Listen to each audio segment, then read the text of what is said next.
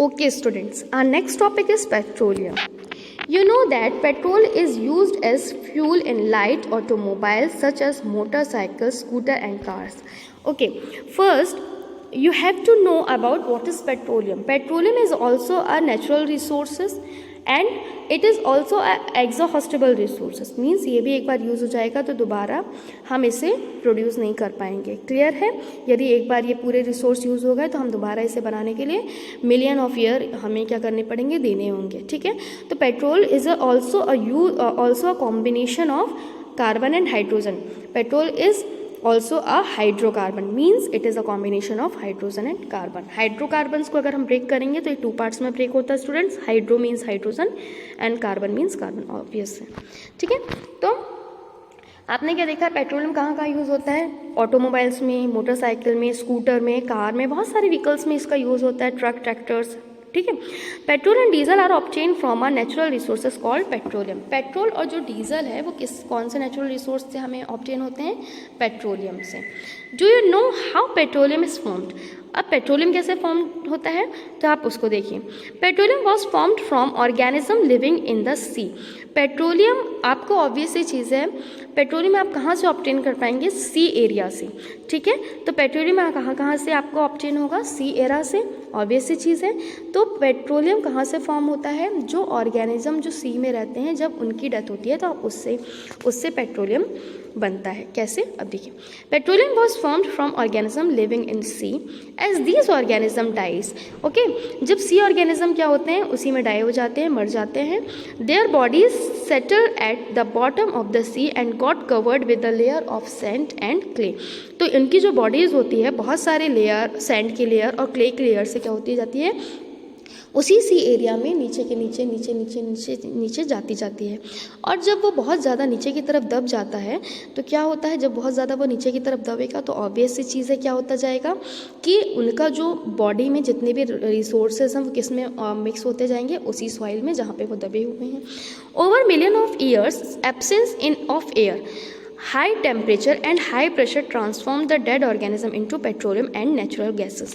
Students, जब जो सी organisms हैं वो मिलियन ऑफ ईयर में कि ये जो प्रोसेस है इसमें बहुत ज़्यादा लेयर, जो क्ले की लेयर है या सैंड लेयर है, उसके नीचे जाते जाते हैं तो आप एक टाइम पे आप देखेंगे कि वो जो बॉडी है वो एक फिक्स टेम्परेचर और फिक्स्ड प्रेशर में क्या होती जाएगी? जाती जाएगी अंदर की तरफ. और ऑब्वियस सी चीज़ है स्टूडेंट, जब वहाँ पे क्ले का लेयर, सैंड का लेयर ऊपर कवर करता जाएगा तो वहाँ पे एयर ट्रांसफॉर्म नहीं हो पाएगी. मतलब एयर जो है वो अंदर की तरफ नहीं जा पाएगी, पेनिट्रेट नहीं कर पाएगी उसे. क्लियर है? तो इस प्रोसेस के थ्रू जो आपके वो जो डेड ऑर्गेनिज्म है, सी डेड ऑर्गेनिज्म है, वो किस में कन्वर्ट हो जाएंगे? पेट्रोलियम एंड नेचुरल रिसोर्सेज में. ठीक है. तो ये look at the figure 5.4. It shows a deposit of petroleum and natural gases. You see that the layer containing petroleum oil and gas is above that of water. Why is it so? Recall the oil and gas are lighter than water and do not mix with it. अब देखिए, there is a diagram जिसमें आप क्या कर रहे हैं, जो आपका जितने भी ऑर्गेनिजम्स हैं वो नीचे की तरफ क्या होते जाते हैं? सेटल डाउन होते जाते हैं और उनके ऊपर क्या होता जाता है? बहुत सारी जो लेयर हैं वो एयर की हो सकती हैं, बहुत सारी सैंड की हो सकती है, क्ले की हो सकती हैं, वो क्या होती जाती हैं उसमें उसके ऊपर क्या होती जाती है? उसे कवर करती जाती हैं. Students, why the oil mix with water?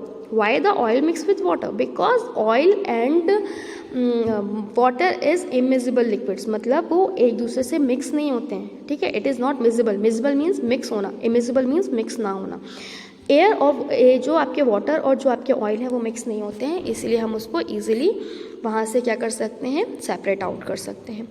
The world's first oil well was drilled in Pennsylvania USA. जो फर्स्ट ऑयल ड्रिल किया गया था पेट्रोल का या फिर पेट्रोलियम प्रोडक्ट ड्रिल किए गए थे वो कहाँ पे किए गए थे? पेनिसिल्वेनिया USA में 1859.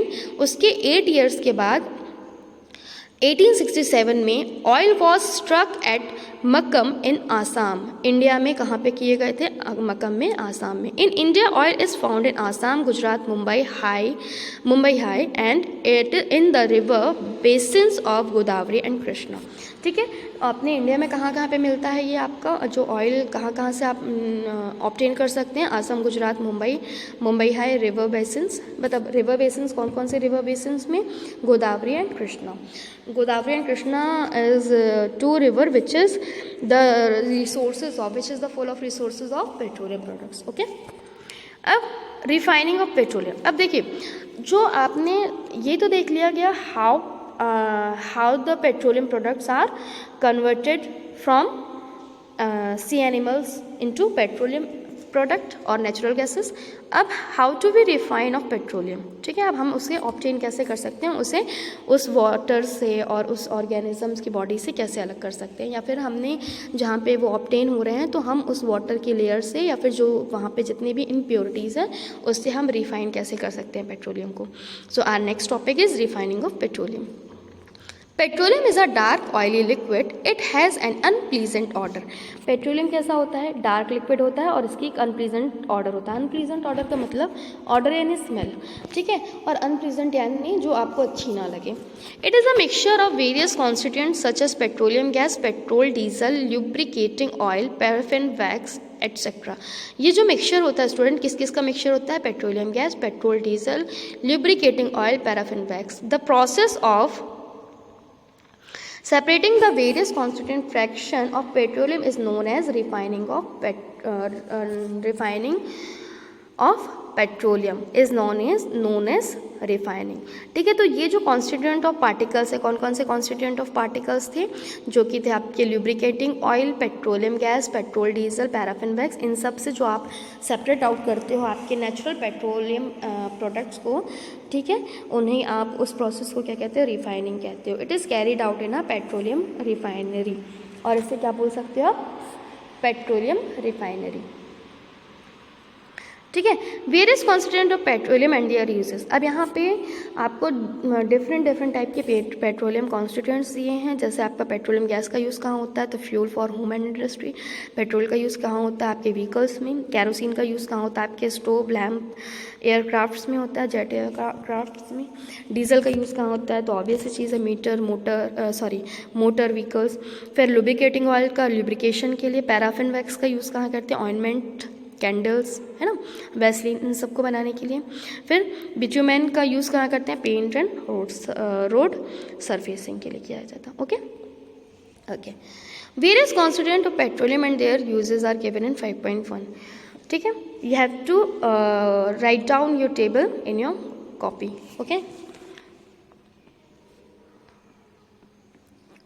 many useful substances are obtained from petroleum natural gases. These are termed as petrochemicals, ठीक है। ये जो पेट्रोलियम जो होते हैं इनको अनदर टर्म्स में क्या बोला जाता है? Petrochemicals. These are used in manufacture of detergent, fibre, polyester, nylon, acrylic, polythene and other man-made plastic. Hydrogen gas obtained from natural gas. It is used the production of fertilizer due to its great commercial importance. Petroleum is called black gold.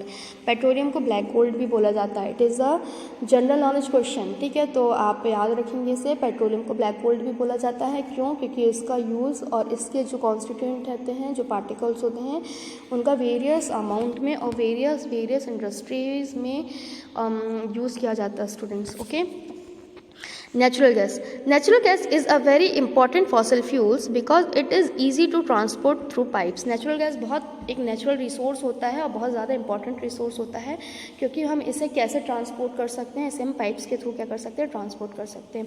Natural gas is stored under high pressure as compressed natural gas. Natural gas को हम क्या कर सकते हैं? Under high pressure देकर उसे compress कर सकते हैं और हम क्या बना सकते हैं? CNG मीन्स, CNG का फुल फॉर्म क्या होता है? Compressed natural gas. CNG is use for power generation. इसका यूज़ कहाँ किया जाता है? Power generation in industry. It is now being used as a fuel for transport vehicle because it is less polluting. इसका use हम vehicle में कर सकते हैं क्योंकि ये दूसरे जो रिसोर्सेज होते हैं उनकी अपेक्षा कम पॉल्यूशन क्रिएट करती है। It is a cleaner fuel ठीक है। The great advantage of CNG is that it can be use directly for burning in home and factories where it can be supplied through pipes such as network of pipeline exist in Vadodara, some parts of Delhi and other places. अब यहाँ पे जो CNG होता है इसका use students घरों तक pipeline के थ्रू पहुँचाने में भी किया जा रहा है, ताकि हम जो हमारा LPG है उसकी खपत को कम कर सकें और CNG का यूज़ कर सकें। बिकॉज CNG जो होती है वो ईज़िली क्या कर सकते हैं, हम एक स्पेस से दूसरे स्पेस तक पहुंचा सकते हैं, इसे हम कंप्रेस करके रख सकते हैं। सेकंड थिंग कि ये लेस क्या होती है, लेस पॉल्यूटेड होती है। बड़ोदरा जो गुजरात है वहाँ पे इसका यूज़ स्टार्ट हो भी चुका है। इसके अलावा इनका यूज़ जो इंडस्ट्रियल एरिया है उसमें बहुत बड़े जो स्तर पर किया जा रहा है, ठीक है। Natural gas is also used as starting material for manufacture of a number of chemical and fertilizer. India has vast reserve of natural gases. In our country, natural gas has been found in Tripura, Rajasthan, Maharashtra and in the Krishna Godavari Delta. Okay, natural gas का use अब बहुत ज़्यादा amount में use किया जा रहा है students. उसको हम CNG जैसे कंप्रेस नेचुरल गैस जो कि डे बाय डे इम्प्रूव होता जा रहा है उसमें किया जा रहा है।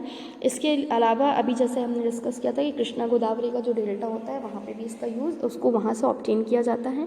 क्लियर है? तो ये जो टॉपिक था ये कंप्लीट हो गया। आपने क्या क्या लर्न किया? अभी तक आपने लर्न किया कि what is natural and man made resources, ठीक है, जिसमें मैंने आपको बताया कि मैन मेड रिसोर्सेज को सिंथेटिक मटेरियल्स बोलते हैं या मैन मेड मटेरियल्स को ही सिंथेटिक मटेरियल्स बोला जाता है। इसके अलावा फिर हमने देखा कि एग्जॉस्टेबल नेचुरल रिसोर्स कौन से होते हैं, फिर और एग्जॉस्टेबल एंड इनएग्जॉस्टेबल रिसोर्सेज कौन से होते हैं। फिर हमने स्टडी की एग्जॉस्टेबल रिसोर्सेज की। तो एग्जॉस्टेबल रिसोर्सेज में हमने सबसे पहले कोल को देखा, कोल कहाँ से ऑब्टेन होता है, उसका यूज़ क्या होता है।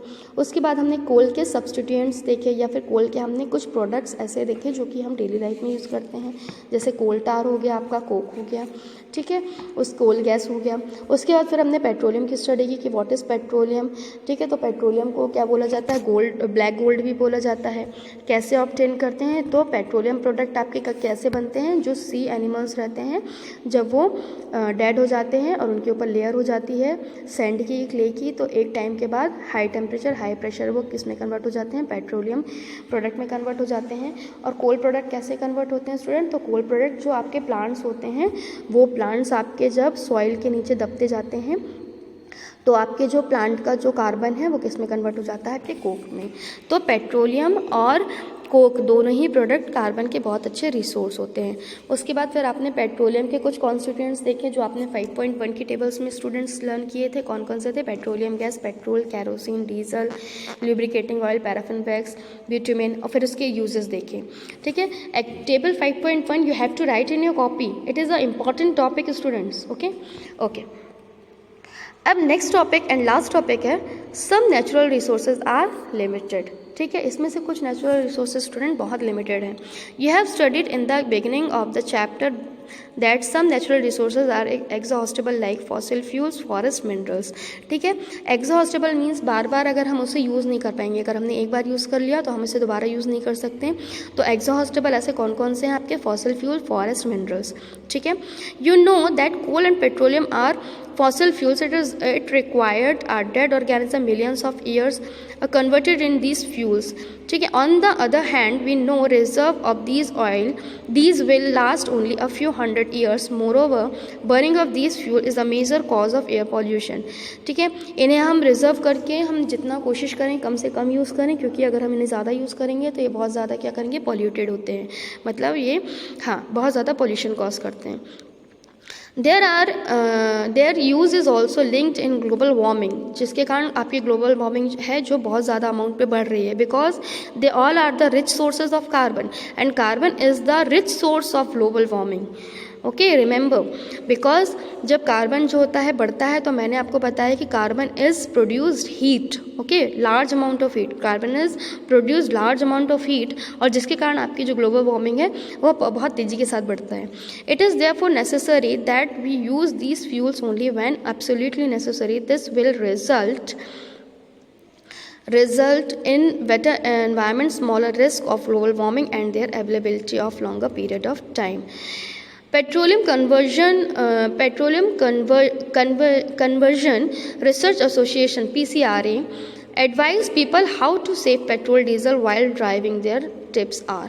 अब जो आपका PCRA है, जिसका फुल फॉर्म होता है petroleum conservation research association, PCRA, है ना। पेट्रोलियम कंजर्वेशन रिसर्च एसोसिएशन ने कुछ एडवाइजरी जारी की है, जिसके थ्रू हम क्या कर सकते हैं, अपने पेट्रोल और डीजल को क्या कर सकते हैं, सेव कर सकते हैं। कौन कौन सी टिप्स हैं वो? Driver at a constant and moderate speed as far as possible. ठीक है, तो मतलब ड्राइवर जो क्या करे, मॉडरेट स्पीड पे अपनी कार या फिर अपने जो व्हीकल्स हैं उनको चलाए। Switch off the engine at traffic lights at a place where you have to wait. ऐसे प्लेस में जहाँ पे आपको आपके जो इंजन्स हैं, जहाँ पे बहुत ज़्यादा ट्रैफिक दिखे, तो आप अपने इंजन को क्या कर लीजिए, वहाँ पे बंद कर लीजिए। Ensure correct tyre pressure. आप ये देख लीजिए कि टायर की जो प्रेशर है वो नॉर्मल, मतलब वो एक नॉर्मल हो, मतलब एकदम ज़्यादा ना हो, एकदम कम ना हो।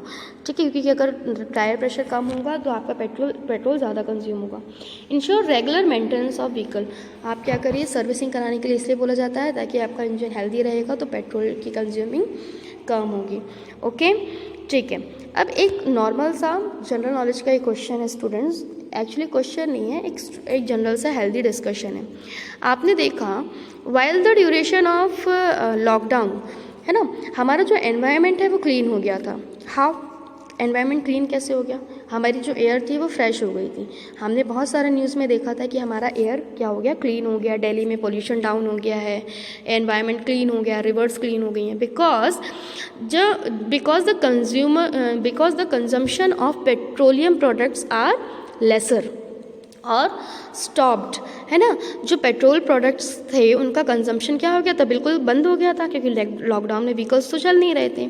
ठीक है, और अगर चल भी रहे थे तो बहुत कम अमाउंट में, जिसके कारण एनवायरनमेंट में कार्बन डाइऑक्साइड क्या हो रही थी, बहुत कम रिलीज़ हो रही थी, या ना के बराबर रिलीज़ हो रही थी।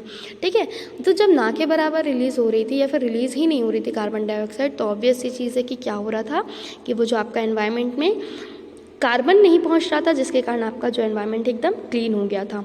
और दूसरी चीज़, ग्लोबल वार्मिंग में भी बहुत गिरावट आई थी, या फिर जो आपका ग्लोबल वार्मिंग का जो एरिया था वो भी बहुत ज़्यादा कम हो गया था, because the carbon dioxide amount is lesser then in normal days. Okay, the students, it is the complete explanation part of chapter 5. I am going to give you the explanation part and also the notes. Okay, मैं आपको इस chapter का explanation part send कर रही हूँ, note send कर रही हूँ। कल की क्लास में मैं आपको इसके एक्सरसाइज पोर्शन डिस्कस करूँगी। You have to write in your copy the table and the notes. Okay, ठीक है, ओके, थैंक यू।